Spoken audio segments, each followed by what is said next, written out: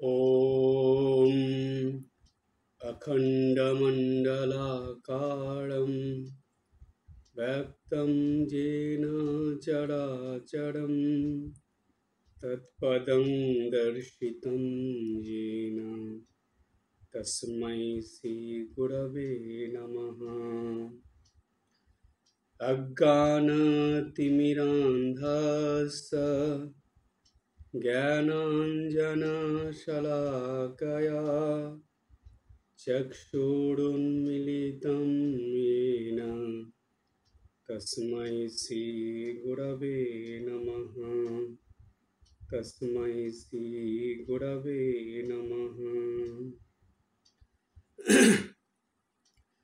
গুরুচরণে আভূমি লুণ্ঠিত প্রণাম জানিয়ে আজকের আলোচনা শুরু করছি। আমরা আজকে আলোচনার শুরুতেই খুবই একটা গুরুত্বপূর্ণ বিষয় সম্বন্ধে জানব। সেই গুরুত্বপূর্ণ বিষয়টা হলো দীক্ষাগুরু ও শিক্ষাগুরু, এই দুটো নিয়ে আমাদের প্রথম আলোচনা শুরু হচ্ছে। প্রথম আসবো আমরা দীক্ষাগুরুর কথায়।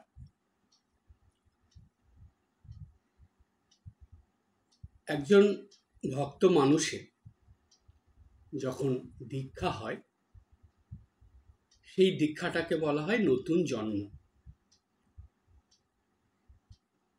কেন নতুন জন্ম? তার কারণ সে যখন জন্ম নেয়, অর্থাৎ মাতৃগর্ভ থেকে যখন এই পৃথিবীর আলো দেখে, পৃথিবীর মধ্যে আসে, এই মনুষ্যলোকে আসে, তখন এক জন্ম বা একটা জন্ম হলো। এই জন্মটা হলো জাগতিক জগতে বা জাগতিক ক্ষেত্রে তার জন্ম। তার তখন আধ্যাত্মিক ক্ষেত্রে বা আধ্যাত্মিক জগতে জন্ম হয়নি। তাই এই জাগতিক ক্ষেত্রে জন্ম নেওয়ার পর মানুষ জগতের সব কিছু নিয়েই জীবনযাপন করতে শুরু করে। তার জীবনটা তখন বহির্জগতের সঙ্গে সম্পর্কিত বা মিশ্রিত থাকে। সে তখন অন্তর্জগতের কথা শোনে, অন্তর্জগতের কিভাবে যেতে হবে বা অন্তর্জগতের দিক নির্দেশ কি, সেইখানে গেলে কি হবে, সেটা কেমন জগৎ, সেটা সম্বন্ধে তার কোনো ধারণা বা জ্ঞান থাকে না। কিন্তু যেহেতু মনুষ্য জীবনের উদ্দেশ্য ঈশ্বর লাভ, কলিযুগের অবতার ভগবান শ্রী রামকৃষ্ণদেব সেটাই বলেছেন, তাই মানুষকে কোনো না কোনো জন্মে, গীতাতে ভগবান বলেছেন, তার কাছে আসতে হবে। ভগবানের কাছে আসতে হবে মানে তাকে এই আধ্যাত্মিক জগতে অর্থাৎ অন্তর্জগতে আসতে হবে। এই অন্তর্জগৎ মানেই হলো আধ্যাত্মিক জগৎ, আর বহির্জগৎ মানে হলো সেটা আধ্যাত্মিক ছাড়া, অর্থাৎ সংসারী বা বলা যায় যে রূপ রস এবং বৈভবের জগৎ। তো যেইখানে বহির্জগৎ থেকে অন্তর্জগতে যাত্রা শুরু করতেই হবে, যেখানে আধ্যাত্মিক জীবনের পথে মানুষকে যেতেই হবে, সেইখানে যাওয়ার জন্য একজন পথ প্রদর্শক দরকার, যে তাকে সেই পথের সন্ধান দেবে এবং সেই পথে প্রবেশ করিয়ে কিভাবে তাকে এগিয়ে চলতে হবে সেটা তাকে বলে দেবে, সেই দিক নির্দেশ করে দেবে, এবং সে তার কথা শুনে ক্রমাগত সেই অন্তর্জগতের পথে চলতে চলতে ঈশ্বর উপলব্ধি করবে, ঈশ্বরের দর্শন পাবে এবং ঈশ্বর লাভ করবে। তার এই মনুষ্য জীবন সার্থক হবে। এইবার এই বহির্জগৎ থেকে অন্তর্জগতে যেদিন তার প্রবেশ ঘটে বা যেদিন তাকে এই অন্তর্জগতে প্রবেশের জন্য একজন তাকে হাত ধরে নেয়, সেই দিনটা হলো দীক্ষার দিন। ওই দীক্ষার দিনে গুরুদেব তাকে অন্তর্জগতে বা আধ্যাত্মিক জগতে প্রবেশের জন্য হাত ধরে তাকে সেই পথে প্রবেশ করায়। সেই জন্য বলা হয় সেই আধ্যাত্মিক জগতে প্রবেশের দিনটা অর্থাৎ দীক্ষার দিনটা তার নতুন জন্ম হলো।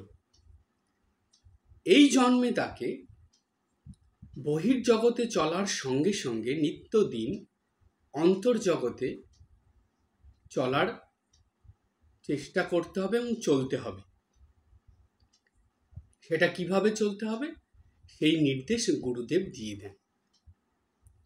তাই গুরুদেব কি করেন, মানুষ যেহেতু অন্তর্জগতের পথ বুঝতে পারে না, আধ্যাত্মিক জগতের পথ সম্বন্ধে কিছু জানে না, তাই সে অজ্ঞান অর্থাৎ অজ্ঞানরূপ অন্ধকারের মধ্যে সে বিচরণ করতে থাকবে। তাই গুরু কি করেন, এই অজ্ঞানরূপ অন্ধকার থেকে তাকে জ্ঞানের পথে নিয়ে যান। বহির্জগতের যে জীবন মানুষ যাপন করে সেটা অজ্ঞানতার জীবন। কেন অজ্ঞানতার জীবন? তার কারণ বহির্জগতের জীবনটা মানুষকে ক্রমাগত দুঃখ, কষ্ট, যন্ত্রণার মধ্যে ফেলে, ক্রমাগত লোভ, লালসা, প্রলোভনের মধ্যে ফেলে, মায়া মোহের মধ্যে আবদ্ধ করে তাকে ঈশ্বর থেকে দূরে সরিয়ে নিয়ে যায়। তাই আমাদের শাস্ত্রে বলা আছে যে ঈশ্বর থেকে যত মানুষ দূরে সরে যায় তত সে অন্ধকারের মধ্যে প্রবেশ করে, তত সে অন্ধকারের মধ্যে ডুবতে থাকে।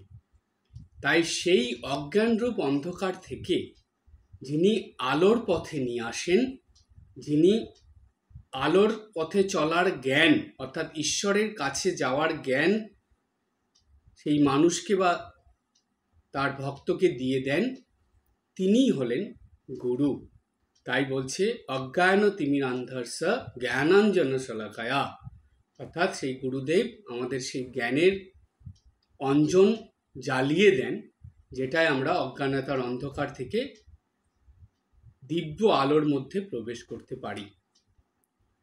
তারপরে বলছে চক্ষুর উন্মিলিতন যেন তস্মৈসি গুরুবে নমঃ।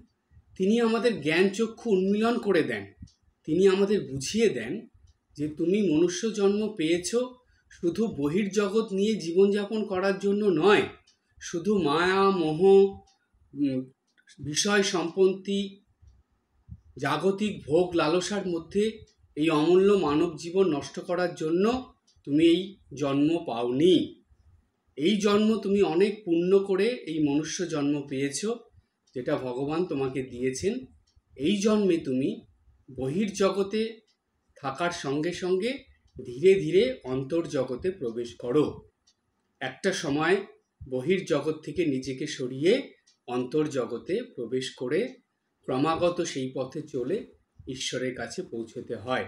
আর সেই পথের প্রদর্শক হিসাবে বা সেই পথের যাত্রার সাথী হিসাবে সবসময় যিনি সঙ্গে থাকেন, যিনি সবসময় শিষ্যকে রক্ষা করে চলেন, যিনি সবসময় শিষ্যের হাত ধরে ঈশ্বরের দিকে এগিয়ে নিয়ে যান, তিনিই হলেন গুরুদেব। সেই গুরুদেবকে আমি প্রণাম জানাই। এই হলেন দীক্ষা গুরু, যিনি আমাদের নতুন জন্ম দিয়ে বহির্জগৎ থেকে অন্তর্জগতে প্রবেশ করিয়ে দেন এবং অন্তর্জগতের পথে চলে কিভাবে আমরা ঈশ্বরের কাছে পৌঁছবো, ঈশ্বর লাভ করব, তার পথ নির্দেশ দিয়ে দেন। তাই বলা হয় যে দীক্ষার দিন থেকে জীবনের শেষ দিন পর্যন্ত, শেষ নিঃশ্বাস পর্যন্ত গুরু বাক্য যেমন গুরুদেব বলেছেন সেইভাবে পালন করে চলতে হয়। গুরু বাক্যে কোনো কম্প্রোমাইজ হয় না। সেই গুরু বাক্য ধরে চললে সেই শিষ্যের অবশ্যই এই মানব জীবন সার্থক হবে, জন্ম নেওয়ার উদ্দেশ্য সফল হবে, ঈশ্বর লাভ হবে, ঈশ্বর দর্শন হবে। এই বিশ্বাস রেখে গুরুর প্রতি সম্পূর্ণ শ্রদ্ধা, ভক্তি, বিশ্বাস, ভালোবাসা রেখে গুরুদেবের হাত ধরে গুরু নির্দিষ্ট পথে জীবন যাপন করতে হয়। এটা হলো দীক্ষা গুরু, যিনি আমাদের দীক্ষা দেওয়ার দিন থেকেই অন্তর্জগতে বা আধ্যাত্মিক জগতে প্রবেশ করিয়ে দেন। তাই গুরুদেব যে কথা বলে দেন, যেই মন্ত্র দিয়ে দেন, সেটা নিত্যদিন সকাল সন্ধ্যা জপ করা এবং যতটা সময় পাওয়া যায় সেই গুরু মন্ত্র জপ করতে থাকা, নিত্যদিন গুরু পূজা করা, গুরুর স্তব স্তুতি করা, এগুলো শিষ্যের নিত্যদিনের বা দৈনন্দিন কর্তব্যের মধ্যে পড়ে। এইভাবেই গুরুর হাত ধরে চলতে হয়। এটা হলো দীক্ষা গুরুর কথা। এইবার আরেকটা গুরুর কথা আমরা জানি, সেটা হলো শিক্ষাগুরু। শিক্ষাগুরু কি করেন? অনেক সময় দেখা যায় যে বেশিরভাগ ভক্ত মানুষরাই দীক্ষাগুরুর সঙ্গ খুব বেশি পায় না। ওই দীক্ষার দিন দীক্ষাগুরুর কাছ থেকে যে নির্দেশ পেল, তারপরে মাঝে মাঝে গুরুর দর্শন হয়, প্রণাম হয়, কিন্তু গুরুদেবের সঙ্গে একটু সময় কাটানো, তার সঙ্গে কথা বলা, তার কাছ থেকে কিছু শোনা, আধ্যাত্মিক পথে চলার জন্য নিত্য নতুন বা বিভিন্ন ধরনের সমস্যা আসে, কিভাবে চলতে হবে সেগুলো জানা, সংসারের শত সমস্যা ঝামেলার মধ্যে থেকেও দৈনন্দিন কিভাবে আধ্যাত্মিক জীবন যাপন করতে হয় সেগুলো নিয়ে কিছু জানা, সেটা বেশিরভাগ ভক্তদেরই হয়ে ওঠে না। তাই গুরুদেবের সঙ্গ তারা খুব বেশি পায় না, এবং আধ্যাত্মিক জগতে চলতে গিয়ে দৈনন্দিন যে সমস্যাগুলো হয় সেগুলোও তারা গুরুদেবের কাছ থেকে শুনে সমস্যার সমাধান করে চলার মতন সুযোগ বা অবকাশ পায় না। তাহলে তখন এমন একজন মানুষ তারা বেছে নেয় বা তাদের জীবনে আসে, সে তাদেরকে এই আধ্যাত্মিক পথে চলার জন্য সব রকমভাবে বা যত রকম সমস্যা আসতে পারে সেগুলো সমাধানের জন্য বিভিন্ন রকম ভাবে তাদেরকে সাহায্য করে, শিক্ষা দেয়। সেই শিক্ষাগুলো তাদের আধ্যাত্মিক জীবনটা ঠিক রেখে কিভাবে জাগতিক জীবনে নিত্যদিন চলতে হবে সেই দিক নির্দেশ দিয়ে দেয়। অর্থাৎ সকালে ঘুম থেকে উঠে রাত্রে ঘুমানোর আগে পর্যন্ত তার দৈনন্দিন যে কর্তব্য কর্ম সেগুলো যেমন তাকে করতে হবে ঠিকভাবে, ঠিক তার সঙ্গে সঙ্গে আধ্যাত্মিক জীবনে যে দীক্ষাগুরু যে নির্দেশগুলো দিয়েছে সেগুলো নিত্যদিন পালন করে চলা, সেটাও তার দৈনন্দিন কর্তব্য কর্মের মধ্যেই পড়ে।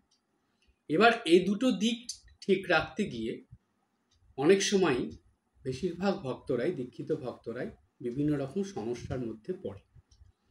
এই সমস্যাগুলো যার কথা শুনে সমাধান হয়, এবং যিনি শুধু জাগতিক আধ্যাত্মিক নয়, নৈতিক, অর্থাৎ তার নিত্যদিনের আচার ব্যবহার, কথাবার্তা এবং লোক ব্যবহার, তার সঙ্গে কাজকর্মের সময় বিভিন্ন পরিস্থিতিতে কি করে ঈশ্বরের শরণাপন্ন থেকে বা ঈশ্বরের শরণমনন ধরে রেখে ভক্তি বিশ্বাস এগুলো ঠিক রেখে এবং কি ঈশ্বরের দিকে মন রেখে দৈনন্দিন জীবনযাপন করতে হয়, সেই সব শিক্ষাও সে দেয়। এই রকম যিনি মানুষ থাকেন তিনি হলেন শিক্ষাগুরু, অর্থাৎ যার কাছ থেকে আমাদের নিত্যদিনের বা দৈনন্দিন জীবনযাপনের শিক্ষা আমরা পাই। সেটা কেমনভাবে শিক্ষাটা হয়, সেখানে স্বামীজির একটা খুব সুন্দর কথা আছে। স্বামী বিবেকানন্দ বলেছেন যে আধ্যাত্মিকতার দ্বারা বা আধ্যাত্মিকতার মধ্যে দিয়ে একজন মানুষের জীবনের সকল রকম সমস্যার সমাধান করা যায়। আর শুধু এই আধ্যাত্মিক পথেই বা এই ধর্ম পথেই সকল রকম সমস্যা সমাধানের উপায় আছে, আর কোনো পথে এইরকম উপায় নেই, আর কোনো এইরকম কিছু নেই যার দ্বারা একজন মানুষের জীবনের সকল রকম সমস্যার সমাধান হয়। একমাত্র আধ্যাত্মিক বা ধর্মের পথেই এই উপায়টা আছে। শিক্ষাগুরু সেই উপায়ের কথাই বলে দেন, এবং সেই উপায়ের ধরে দৈনন্দিন জীবনযাপনের পথেই তিনি মানুষকে বা ভক্তদেরকে চালিত হতে বা জীবন পথে এগিয়ে চলতে সাহায্য করেন। এই হলো শিক্ষাগুরুর কাজ। তাই দীক্ষাগুরু যেমন মানুষের জীবনে খুবই দরকার, প্রয়োজন এবং ভীষণই বলা হয় যে মাতা পিতার থেকেও বা ভগবানের থেকেও উঁচু স্থান দীক্ষাগুরুর থাকে, ঠিক সেই রকমই শিক্ষাগুরুর স্থানও সেই মানুষের জীবনে উচ্চ স্থানেই থাকে। তাই অনেক মানুষ আছে যাদের দীক্ষাগুরুর একই রূপে দুটো থাকে, তিনি দীক্ষাগুরু হন, তিনি শিক্ষাগুরু হয়ে থাকে। আর কিছু মানুষের জীবনে এটার পার্থক্য হয়ে যায়, একজনকে দীক্ষাগুরু হিসাবে তারা পান এবং সেই গুরুদেবের বেশি সঙ্গ পান না বলে, বা হয়তো গুরুদেব বেশি দিন দেহ থাকে না তার, তা সে হয়তো এই পৃথিবী থেকে চলে যান, তো তখন শিক্ষাগুরুর হাত ধরেই তাদেরকে বা শিক্ষাগুরুর বলা নির্দেশেই তারা জীবনযাপন করে। এইভাবে এই গুরুরা আমার ভক্তদেরকে, শিষ্যদেরকে তাদের জীবন পথে চালিত করে এবং ক্রমাগত জীবনের সব রকম সমস্যা, অসুবিধা, সেগুলোর মধ্যে কিভাবে আধ্যাত্মিক ভাবটা ধরে রেখে ধর্মের পথে সেই সমস্যা, অসুবিধা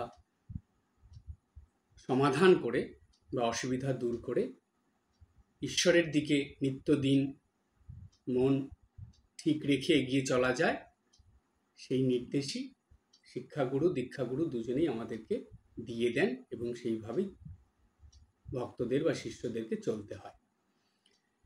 এইবার যে প্রসঙ্গটায় আসবো সেটা হলো নিত্য গুরুদেবের সেবার দ্বারাই সার্থক হয় দৈনন্দিন জীবন। এই যে নিত্যদিনের জীবন, প্রত্যেকটা দিন ভগবান আমাদের কত কৃপা করে দেন। রাত্রেবেলা ঘুমানোর সময় আমরা কেউ জানি না পরের দিন সকালবেলা ঘুম থেকে উঠতে পারবো কিনা, কিন্তু যখন আমরা সকালবেলা ঘুম থেকে উঠে যাই তখন সবার আগে ভগবানকে ধন্যবাদ জানাতে হয়, তাকে প্রণাম জানাতে হয় যে তার কৃপাতে আমরা আবার একটা নতুন দিন পেলাম। এই যে নতুন দিন পেলাম, শাস্ত্র মতে প্রত্যেকটা দিনকে সার্থক করে তুলতে হয়।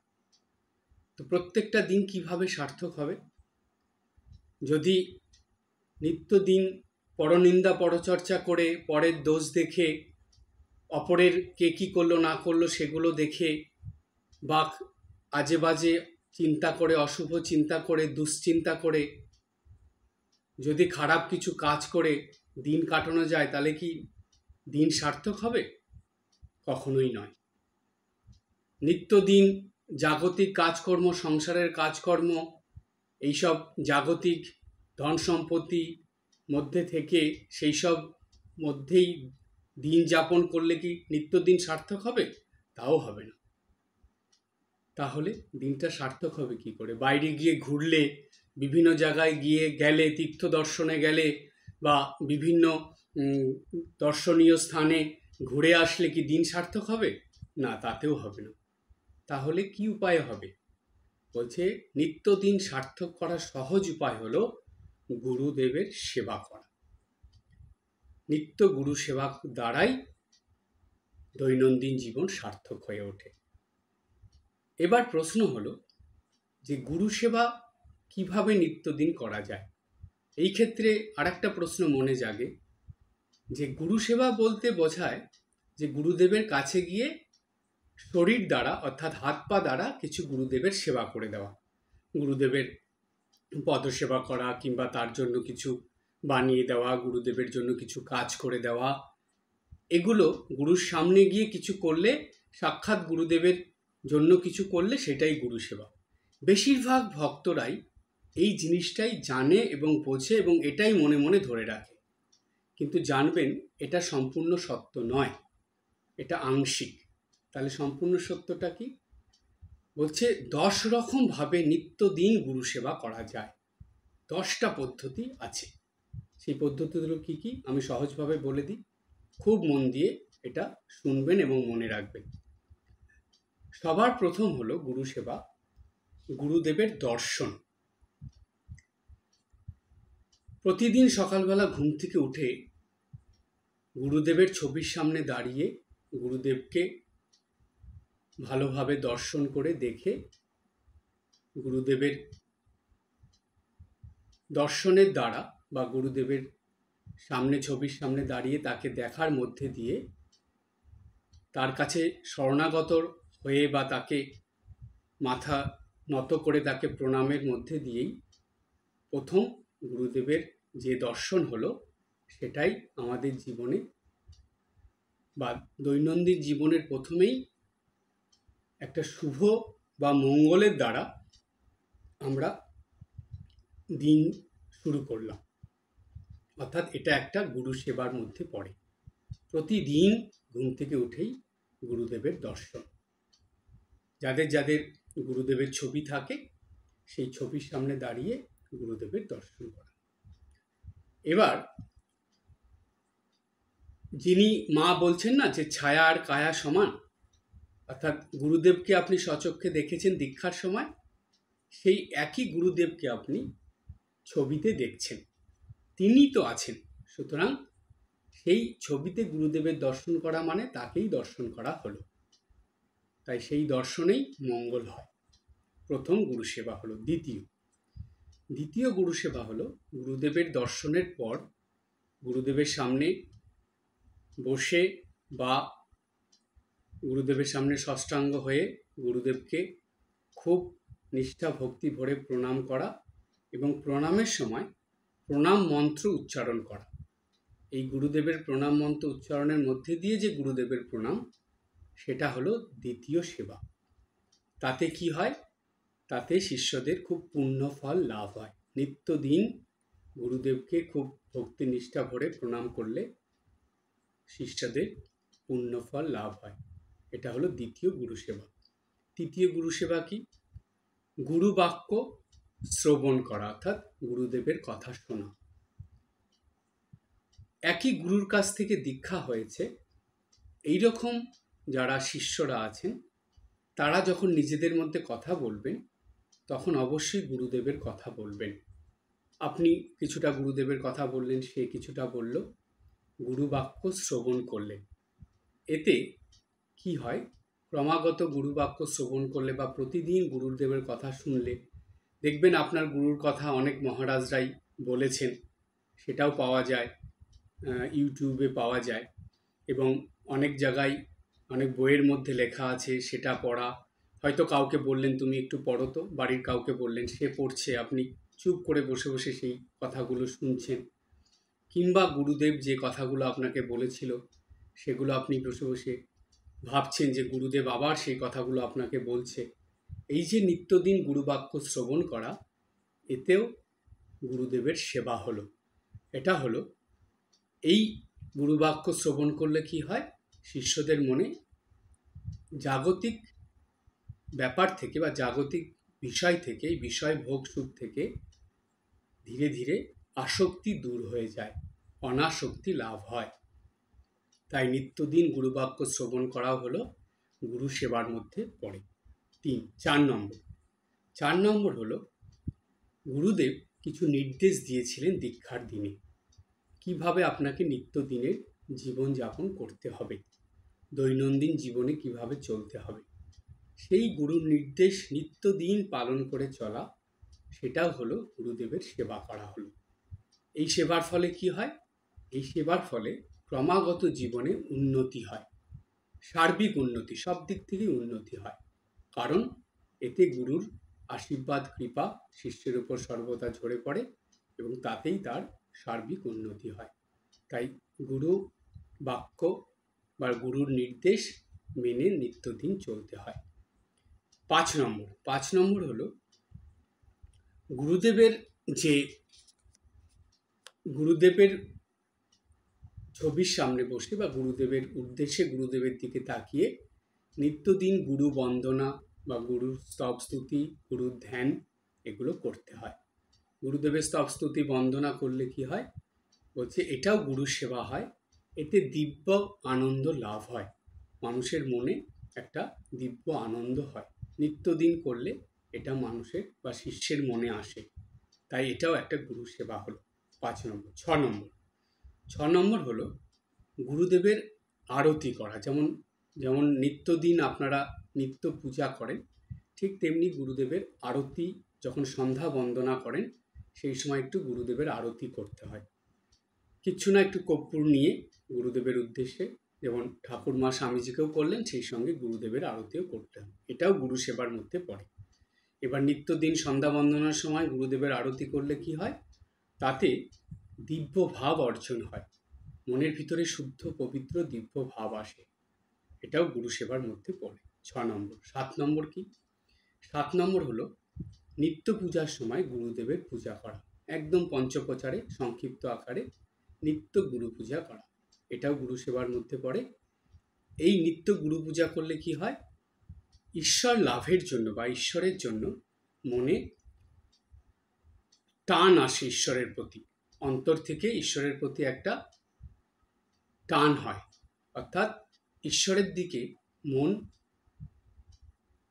ধাবিত হয়, বিষয়মুখী মন ঈশ্বরমুখী হতে শুরু করে। এই এত পূর্ণ ফল পাওয়া যায় গুরু পূজার দ্বারা। এটা হলো গুরু সেবার 7 নম্বর। 8 নম্বর কি? 8 নম্বর হলো গুরু দেওয়া মন্ত্র নিত্যদিন জপ করা, যতটা সম্ভব। জানেন, প্রত্যেকটা সময় ভীষণ মূল্যবান। আপনাদের কাছে এটাই বলার যে সময়কে একদম নষ্ট হতে দেবেন না। সময় ভীষণ মূল্যবান, প্রত্যেকটা সময়কে কাজে লাগাবেন। যখন কোনো কাজ নেই তখন শুয়ে বসে ঘুমিয়ে সময় কাটাবেন না, তখন চুপচাপ বসে বসে জপ করবেন।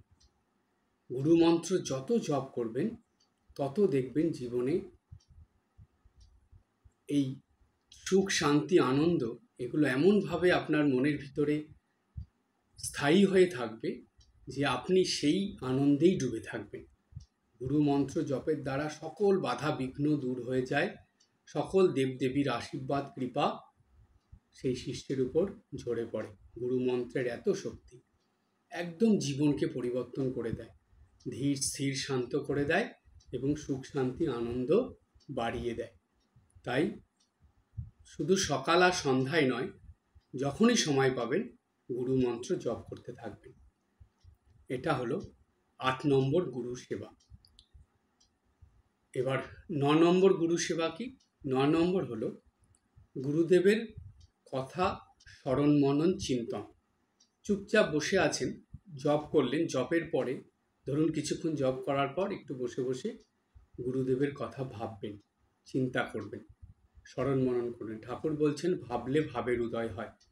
যত গুরুদেবের কথা ভাববেন তত অনেক কিছু, অর্থাৎ গুরুদেবের স্মরণ মনন চিন্তার দ্বারা আপনার মনে এত শুদ্ধ পবিত্র এত বড় উচ্চ ভাব আসবে যে তখন ঈশ্বর চিন্তা করতে, ঈশ্বরের উপলব্ধি করতে আপনার মন সম্পূর্ণ প্রস্তুত হয়ে যাবে এবং আপনি অতি সহজেই ঈশ্বর দর্শন, ঈশ্বর লাভ, গুরু দর্শন সব করতে পারবেন। তাই এই গুরুর স্মরণ মনন, গুরু বাক্য চিন্তন, এটা হলো 9 নম্বর গুরু সেবার মধ্যে পড়ে। আর এই সেবার দ্বারা মন শুদ্ধ পবিত্র হয় এবং ক্রমশ ঈশ্বরের দিকে ধাবিত হয়। এরপরে 10 নম্বর। 10 নম্বর গুরু সেবা কি? 10 নম্বর হলো গুরুর ধ্যান। যত আপনি গুরুর ধ্যান করবেন তত আপনার গুরুদেবের দিকে মন তো যাবেই এবং সেই মন গুরুদেবের সঙ্গে একাত্ম হয়ে আপনার ইষ্টের সঙ্গে লয় হয়ে যাবে। অর্থাৎ গুরু আর ইষ্ট যে এক, সেটা আপনি ধ্যানের দ্বারা উপলব্ধি করতে পারবেন, বুঝতে পারবেন।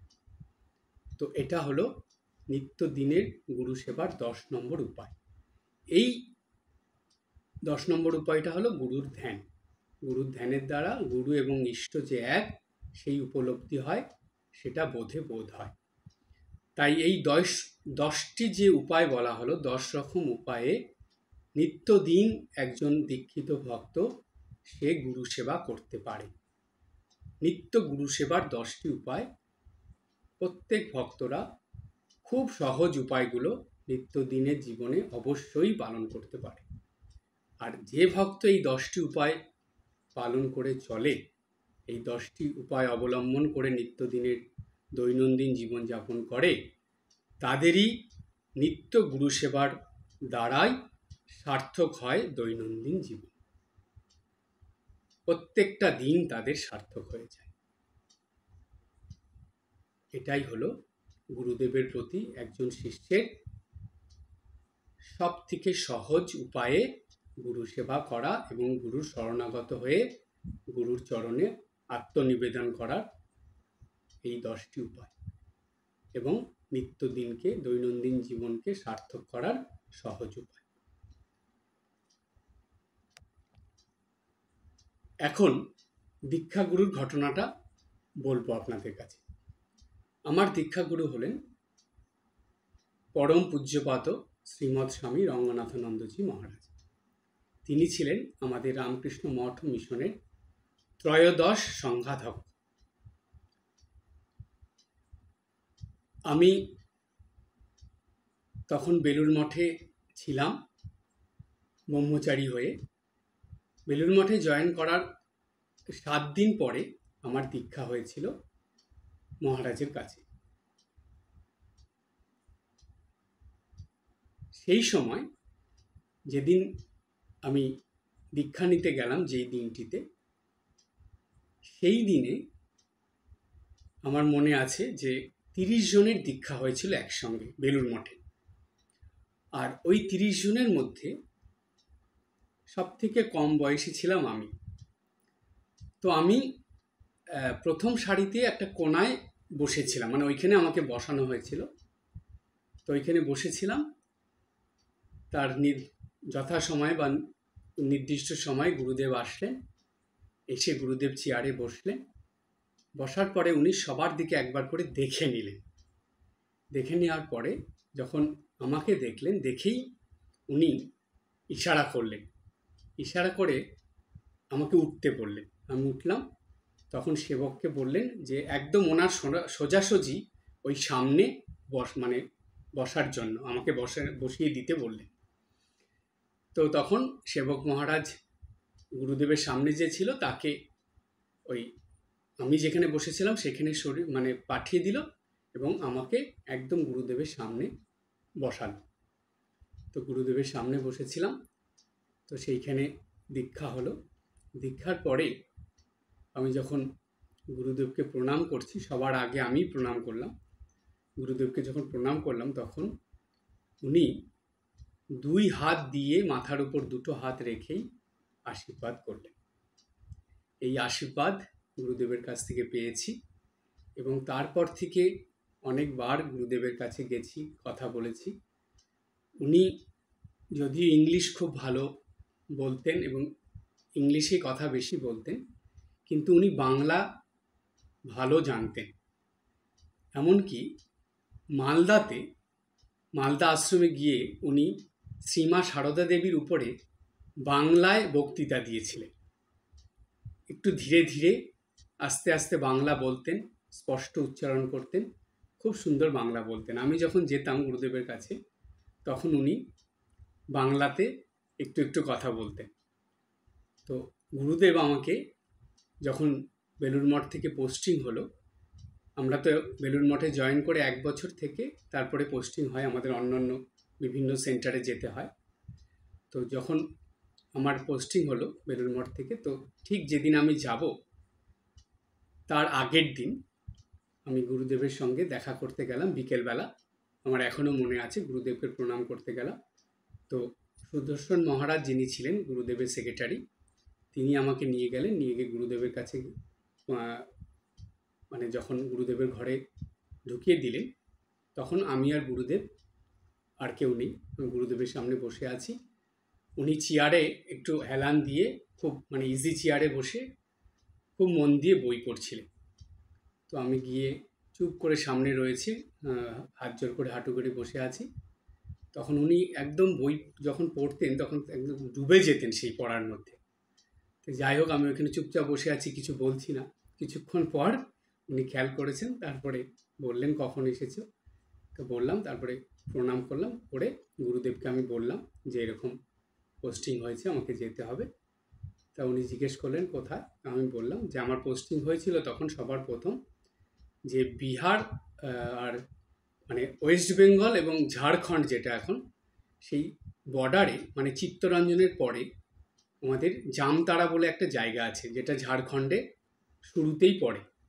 তো সেইখানে পোস্টিং হয়েছিল, সেইখানে গেলাম। তো সেইখানে যাব সেটা ওনাকে জানালাম, উনি খুব বললেন, উনি ওইখানে গিয়েছিলেন সেটাও জানালেন। এবং আমার তো শুনে এত খুশি হলাম যে গুরুদেবের চরণধুলি পড়েছে ওই সেন্টারে, গুরুদেব ওইখানে গেছেন। আর ওটা মহাপুরুষ মহারাজের জায়গা, যেখানে মহাপুরুষ মহারাজ জামতারা আশ্রমে ঠাকুরের দর্শন পেয়েছিলেন, এবং ঠাকুরের দর্শন পেয়ে ঠাকুরের নির্দেশে ওইখানে আশ্রম হয়েছিল। তাই মহাপুরুষ মহারাজ বলেছিলেন যে জঙ্গল মে মঙ্গল হো গিয়া, অর্থাৎ ওইখানে জঙ্গল ছিল, সেইখানে মঙ্গল হয়ে গেল, মানে ঠাকুর ওইখানে দর্শন দিয়েছিলেন মহাপুরুষ মহারাজকে, এবং আশ্রম এখানে গড়ে তোলার নির্দেশ দিয়েছিলেন, তাই সেখানে আশ্রম তৈরি হয়েছে। তো সেই কারণেই মহাপুরুষ মহারাজ এই কথা বলেছিলেন। ওটা অ্যাকচুয়ালি ছিল হলো আদিবাসী অধ্যুষিত এলাকা। তো সেই এলাকায় যে আশ্রম তৈরি হলো, ঠাকুরের ভাব প্রচার হলো, সেই জন্য মহাপুরুষ মহারাজ এই কথা আনন্দের সঙ্গে বলেছিলেন। তো সেইখানে মহাপুরুষ মহারাজের শিষ্য ছিলেন স্বামী রঙ্গনাথানন্দজি মহারাজ। তিনি গিয়েছেন দেখে, আমার গুরুদেব গিয়েছেন, সেটা আমার খুব আনন্দ। আমার তো মানে সেইখানে যাওয়ার জন্য মন আরও আনন্দে ভরে উঠল।